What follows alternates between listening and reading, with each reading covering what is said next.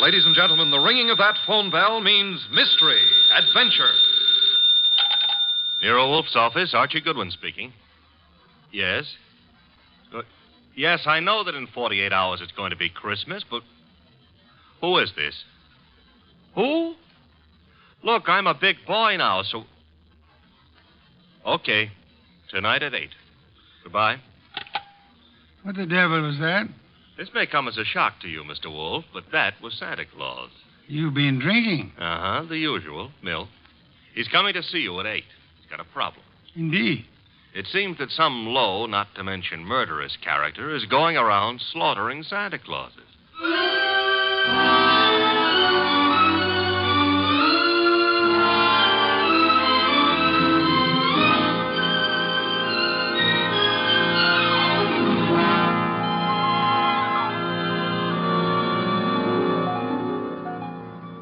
Ladies and gentlemen, it's the bulkiest, balkiest, smartest, and most unpredictable detective in the world.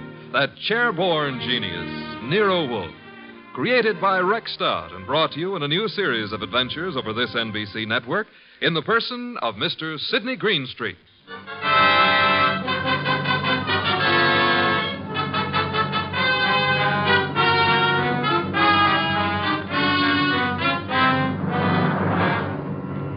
Began earlier than 8, however, the case of the slaughtered Santas. It began, to be precise, on the corner of 34th Street and Carlisle.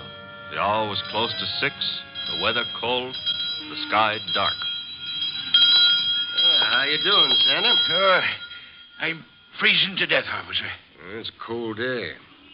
You packing up? Yeah, I guess so. Not many people around anymore. Oh, heading for home and dinner. How was the collection? Well, I don't need no armored car, but a few dozen kids are going to have something for their Christmas stockings. Your competition, the guy in the opposite corner, is already screaming. Probably got low blood pressure. Yeah, give me a hand to get the collection pot off the chains, eh? Sure, there you go. Yeah, thanks. Yeah, I'll just walk you down the block. Got a phone in. Okay, fine. One Santa's still left. Wonder what he's waiting for. Santa Claus. Well, watch yourself going down those chimneys tonight, eh? Sure. Well, I'll cut across the avenue here. Be seeing you. Hey, that car coming down the street. Got its lights out. Look out!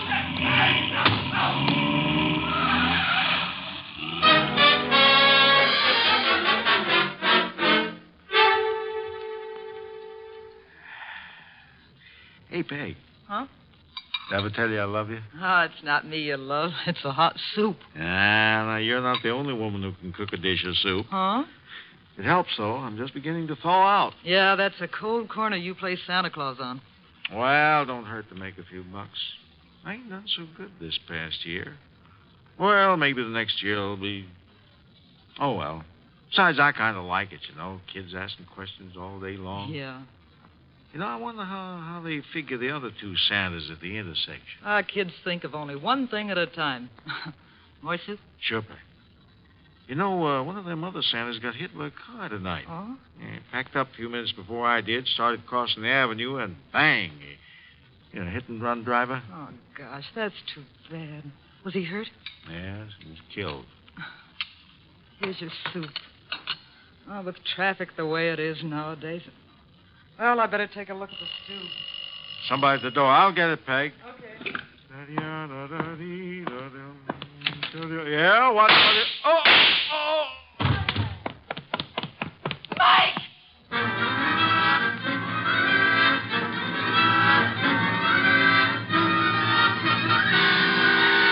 Wolfe? Yes, Archie? I've been thinking. Good heavens. Oh, I admit it won't bring about a national emergency. But, Mr. Wolfe, Christmas is only a couple of days away. If you're hinting about your present... No. I was just imagining you behind a team of reindeer. Your imagination is morbid. You'd make a wonderful Santa Claus. Phooey. You got the perfect build for it. Of course, as for character... Archie. Yeah? Can you picture me scrambling down a chimney? Well, they might have to build bigger chimneys, but... Bah. There's that, too. However...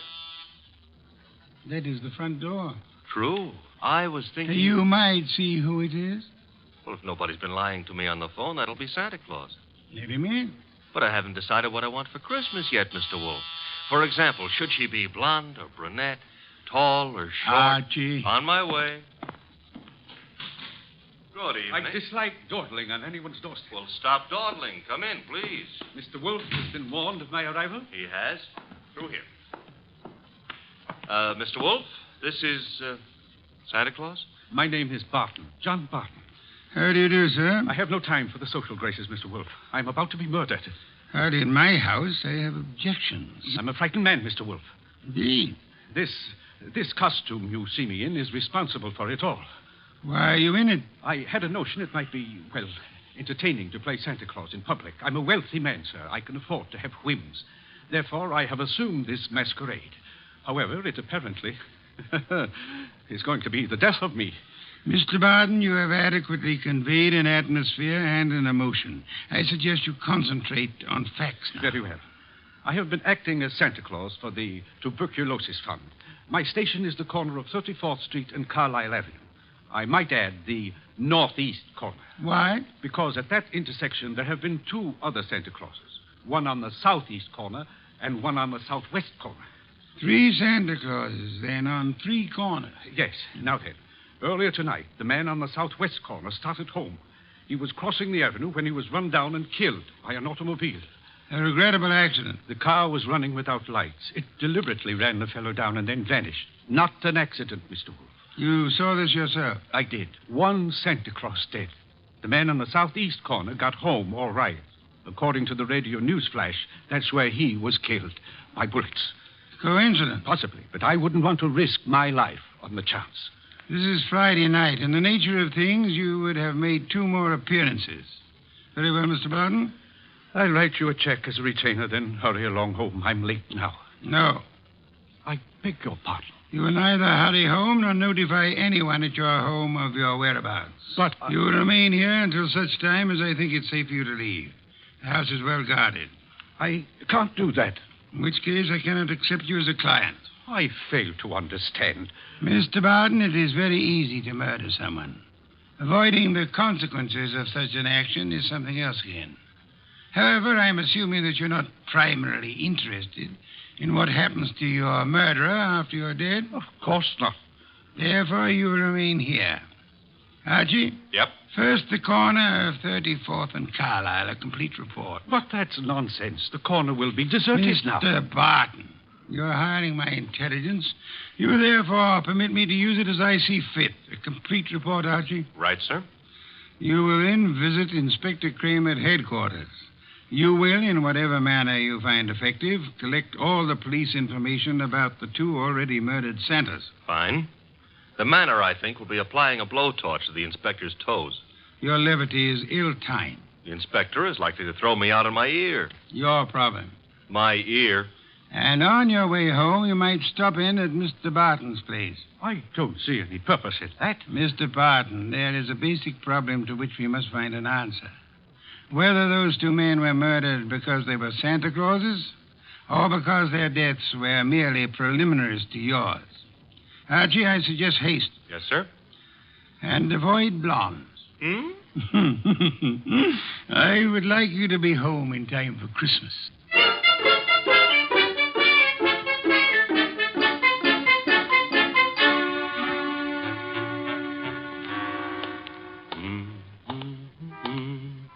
Hey, Bud.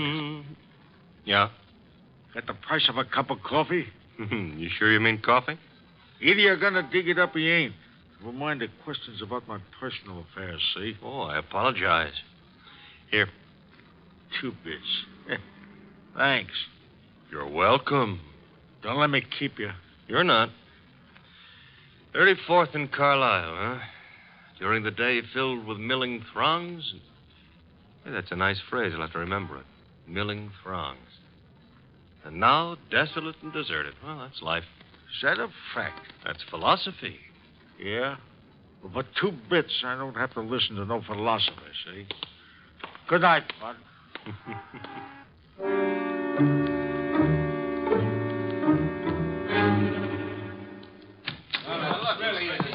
Uh-oh. The inspector's got company. If all you reporters will shut up and ask your questions one by one, I'll answer them. Inspector Kramer, it's true a couple of Santa Clauses have been knocked off tonight? It's true that 2 men who have been employed as Santa Claus by charitable organizations have been murdered, yes. Any connection between those 2 guys, or does somebody just hate Santa Claus? Well, so far as we know, there is no connection. That means it could be maybe some kind of maniac who decided he doesn't like Christmas or Santa Claus. Is that right? The department is investigating along those lines. Like how? Well, we're checking all the local asylums for possible escaped lunatics. Yeah, but, Inspector, suppose this nut has never been in an asylum. That'll be all, boys. Oh, but listen. I said that'll be all now. Anything new comes in, you'll get it, understand? Goodwin. Hello, Inspector. I spotted you coming in. What happened? You decided to reform and got a job on a paper? Nope. I'm a public-spirited citizen, that's all. Yeah, I could add a few things to that description with practically no strain at all. Mr. Wolfe and I are very sentimental about Christmas. We object to Santa Claus being killed. Nuts. Oh, Inspector, aren't you in favor of Christmas? I'm in favor of Christmas. I'm in favor of motherhood. Leave motherhood out of this. Neither of us are mothers. Our chances of becoming mothers aren't too good either. And furthermore, Okay, you're not giving, so get out of here. Thank you, Inspector. But Goodwin, Yeah? in case Wolfe decides to send me something for Christmas, you know what I wish he'd send me? What? Your head.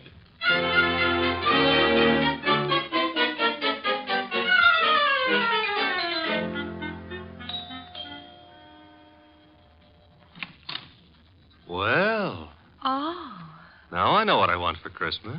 What did you say? I said my name is Goodwin and it's cold on your doorstep. Oh, I'm sorry. Come in. Mm-hmm. You didn't mention your name. I'm Laura Barton. Mrs. Laura Barton? No, Fine. That is, what relation are you to John Barton? his niece. Why do you ask? Oh, you've got a beautiful voice. All this marble and no butler? I don't know where Pleasant is. He should be here. Have him shot at sunrise. Oh, Laura. Wayne, this is Mr. Goodwin. I never heard of him. What does he want? Well, I don't know. Wayne what? Stevens? Uh-huh. Friend of Mr. Barton? Half-brother, but we seem to be doing all the answering. How about your answering some questions, Goodwin? I'll try. Come into the library.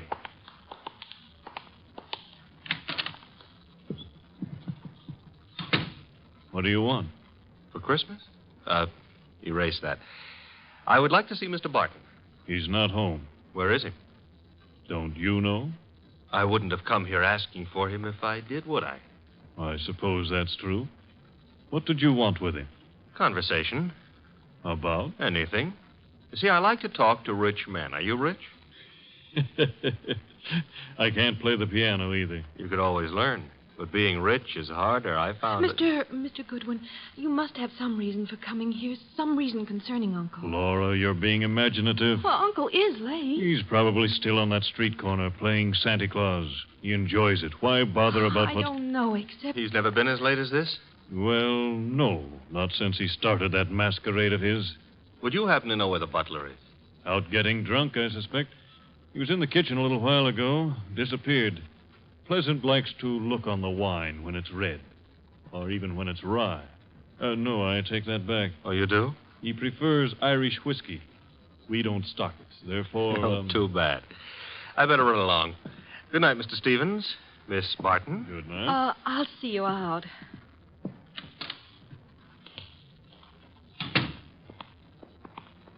Prettiest butler I ever saw. Blonde. Now, old Dr. Tidmouse always said, beware of blondes because... Mr. Goodwin, Well, I'm waiting. Mr. Goodwin, you must know something about Uncle, something you didn't want to tell us. Makes you think so? Well, otherwise your visit was just pointless. Let's suppose I know.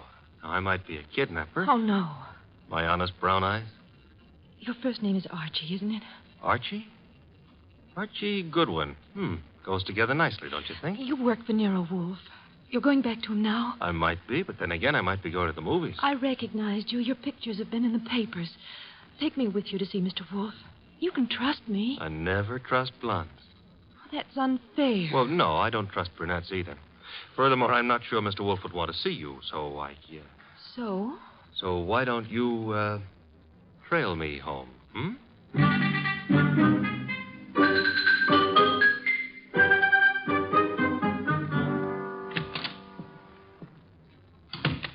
That you, Archie? Archie? Where's Santa Claus? Guest room. He was tired. What, I've been trailed home. Indeed? By a blonde. Phooey. All right, I admit I didn't make any strenuous effort to shake her off, but she trailed... Where is she? Outside. Good. Your report. Oh, but she might freeze to death out there. That's her problem. Your report, Archie. It's short and simple. It would be simple. I haven't got time to resent that. A blonde is dying. As for the report, corner of 34th and Carlisle is a very quiet spot at night. No one was around but a bum who got into me for a quarter. For coffee, he said. You will not put that quarter on the expense account. Stop worrying. That was a private gesture. There were 4 corners. Corner number 1 had a dress shop on it. Corner number 2, a drugstore with a beautiful redhead in the window making with a hair rinse. The ad said her name was Noreen, but it didn't give her phone number. Archie. 3rd corner was devoted to a shoe store, and the 4th corner had a bank on it. A bank? Uh-huh. Kind of thought we'd have a pause at that point. Mean something? Inspector Kramer's information consisted of... Oh, you're being coy. Kramer furnished the information the police could find no connection between the 2 murdered Santas. Except for the fact that they were both playing Santa Claus. Isn't that a little on the obvious side? This is an obvious case. The Barton home, Archie. Marble and old lace. A butler, his name is Pleasant, was among those missing. Among those present, Laura Barton, the old man's niece, and Wayne Stevens, his half-brother. Ah. Yeah, only for Laura. Stevens was not at all pretty. It was Laura Barton who followed you here. It was Laura. Archie, go upstairs and... Oh, now, wait a minute. The girl, the weather, common humanity demands that you have... Louis, you speak for yourself, not humanity. I'm human. On occasion, a debatable point. Very well. Let her in. Oh, thanks. Laura, come in. Laura Barton, Mr. Wolfe. How do you do? How much money do you inherit on the death of your uncle? What? That is known as the shock treatment. However, I need an answer. Uncle isn't dead, is he? That, for the moment, is irrelevant. How much? Half his estate. The other half? Wayne, Uncle's half-brother. Very well. Archie, will you go upstairs and inform Mr. Barton that his niece is here? Uncle is here? On my way.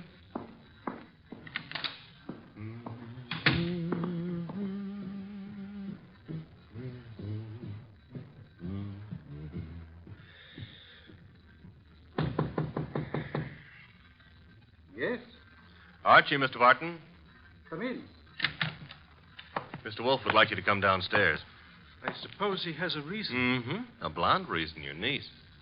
My niece? That's right. She just... Hey, where'd you get that? A man of my wealth finds it safer to carry a revolver. But it's not safe to point it at people, especially for the people. Turn around, Goodwin. But, Mr. Barton, we're protecting you. By letting that girl into the house? If I had the time, I'd be amused. As it is...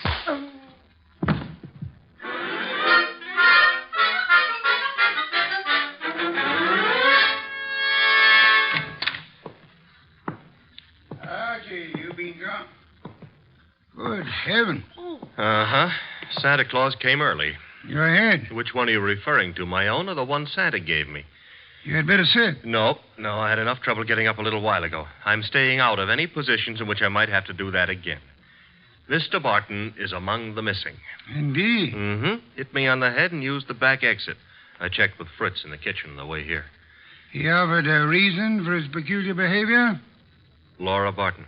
So? I don't understand. Uncle wouldn't do... Uncle apparently has. He also, would appear, fancies himself in costume. Well, he used to be very much interested in the stage. He acted for a while a long time ago till the family objected. Archie? Got it. Nero Wolfe's office, Archie Goodwin speaking. You recite very nicely, Goodwin. This is Kramer. Let me have Wolfe, huh? Mr. Wolfe? Inspector Kramer. Yes, Inspector? The papers haven't been carrying it, Wolfe, but you're working on the Santa Claus case, aren't you? Possibility? You didn't send Goodwin down to headquarters on a possibility. Never mind. We're working on a line down here, Wolfe. Now, look, if it doesn't strain your professional ethics, you might be able to help. How? There's a bank on the corner of 34th Street and Carlisle. We got the thought that suppose a gang was preparing to take that bank tomorrow morning. Those Santa Clauses have been on the corner for nearly a week now. They might have noticed something about the bank's routine, guards or what have you, that could interfere with the gang's plan. A mighty ingenious and imaginative thought, Inspector. Hey, you didn't say yes or no. I have at the moment no opinion. That's all you're going to give us? At the moment. However, Inspector, in a very little while I shall give you, the murderer. Archie, Miss Parton will remain here. As for you... Yeah? You will return to 34th Street and find our coffee-loving friend.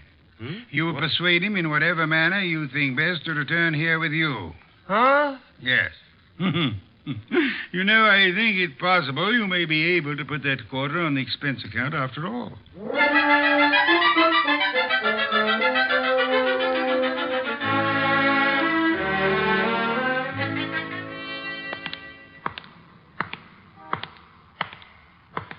You. What? Oh. Why, I've seen you before. Yeah, I've learned to love the neighborhood. That's why it's going to break my heart. What is? Leaving it with you. With... It's sensitive about having guns pulled on me tonight. Let go of me, will you? Not until I tell you that, McGill. Yeah. Will you? Gun looks in a lot better shape than you do. You're coming with me. Oh, where? Mr. Wolfe would like to see you. Nero Wolfe? Yeah. Well, why? He's trying to salvage a quarter.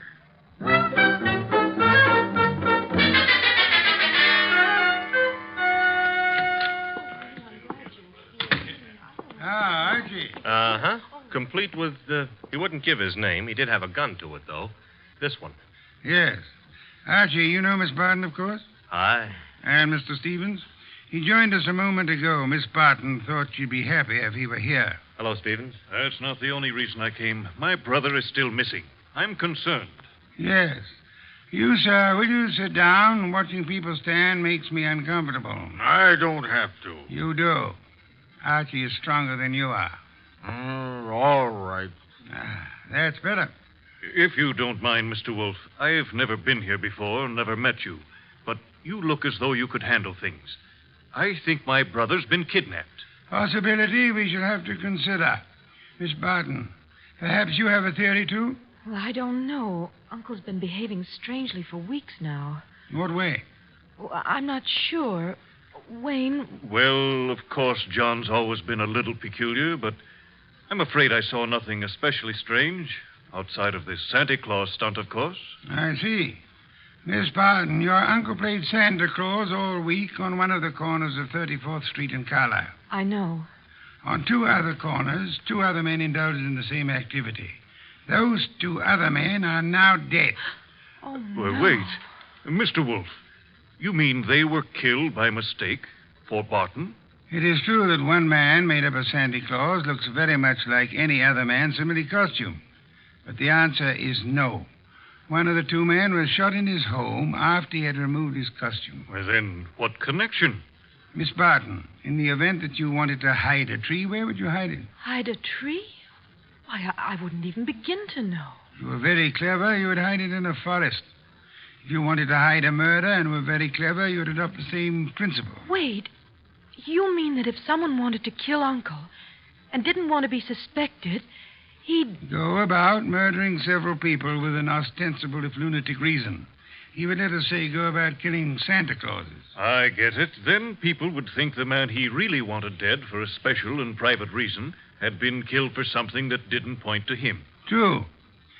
That was why two Santa Clauses were murdered tonight. The third Santa Claus, however, the real object of the murderer's attention, was luckier or suspicious. He fled. Do I have to hang around here and listen to all this? You do, my unwashed friend. Mr. Barton fled, and the murderer was in a quandary. He had, so to speak, invested in two murders merely to make the third one confusing. But he found himself unable to commit that third murder. He couldn't find his victim. Could he ask the police to do so? Hardly. But he might try to inveigle a private detective such as myself into the job. That makes sense, Mr. Wolfe, but why would my brother have deliberately fled from your house? I mean, he was protected here, so... But do I make myself clear? Very clear, Mr. Stevens. Archie, that gun you took from the dirty gentleman, you still have it? I still have it. Then would you mind pointing it at Mr. Stevens here until the police remove him?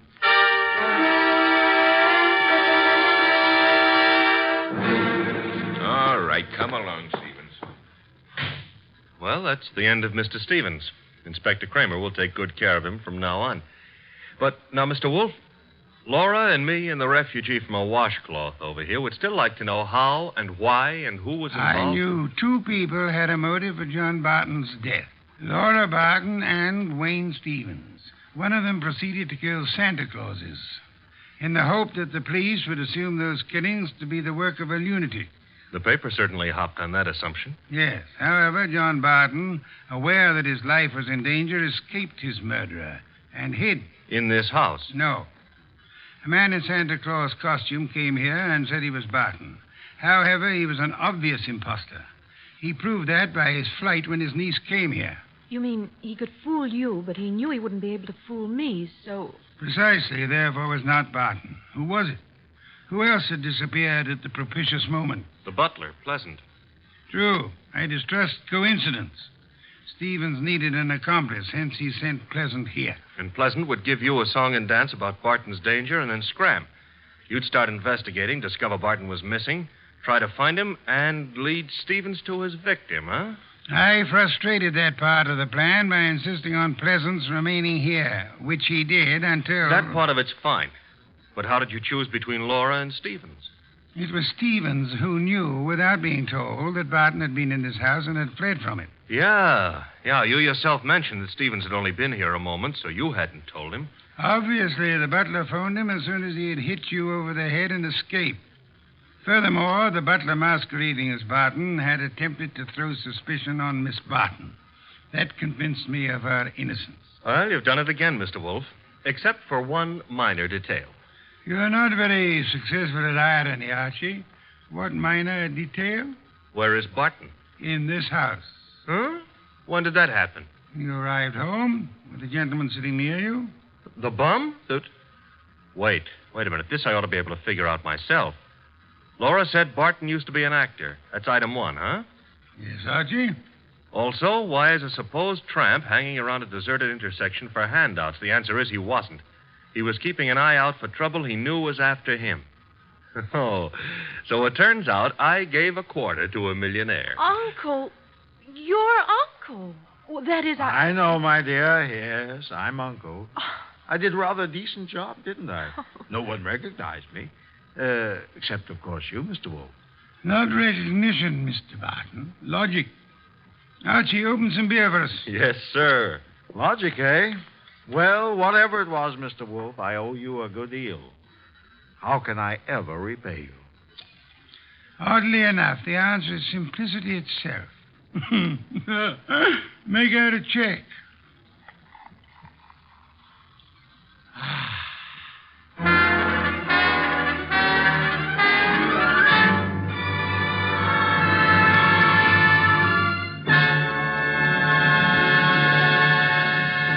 You have been listening to The New Adventures of Nero Wolfe, starring Sidney Greenstreet.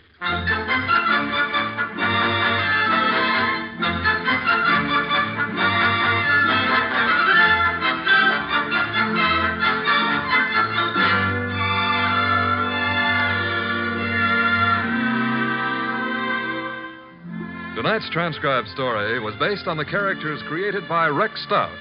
This is an Edwin Fadiman program produced and directed by J. Donald Wilson. In the cast were Larry Dobkin as Archie Goodwin, and Howard McNear, Grace Lennard, Vic Rodman, Herbert Butterfield, Bill Johnstone, Gene Bates, and Bob Bruce. Next week at this same time, Nero Wolfe and Archie will bring you The Case of the Bashful Body. Don Stanley speaking. 3 chimes mean good times on NBC.